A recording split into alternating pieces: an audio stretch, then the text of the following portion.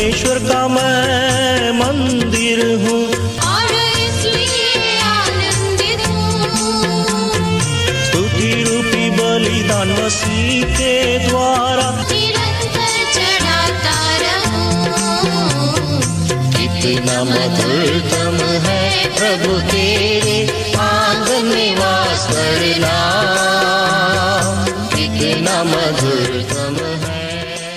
प्रभु यीशु मसीह के सर्वश्रेष्ठ नाम में आपका अभिवादन। पवित्र बाइबल में मत्ती रचित सुसमाचार के 16वें अध्याय के 22वें वचन में हम इस प्रकार पढ़ते हैं, उसने मुड़कर पतरस से कहा, हे शैतान, मेरे सामने से दूर हो, तू मेरे लिए ठोकर का कारण है, क्योंकि तू परमेश्वर की बातों पर नहीं परंतु मनुष्यों की बातों पर मन लगाता है। पतरस ने जब प्रभु यीशु मसीह के क्रूस की यात्रा के विषय में सुनकर उसे रोकना चाहा, तब प्रभु ने उसे डांटते हुए कहा, तू परमेश्वर की बातों पर नहीं परंतु मनुष्यों की बातों पर मन लगाता है।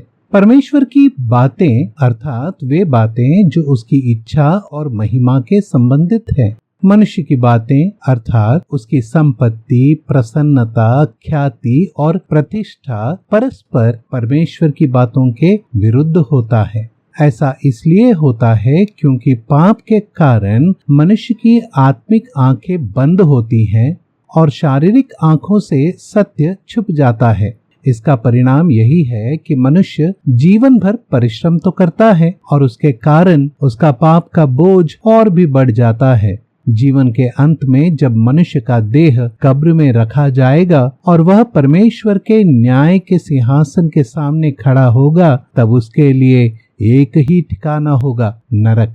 इसी दंड से मनुष्य को बचाने के लिए प्रभु यीशु मसीह इस संसार में देहधारी हुआ और मनुष्यों के पाप के बोझ को स्वयं पर लिए क्रूस पर बलिदान हुआ। मृतकों में से जी उठकर मनुष्य के लिए उद्धार का मार्ग तैयार किया और परमेश्वर की यही इच्छा है कि सभी मनुष्य उस पर विश्वास रखकर उद्धार पा सकें।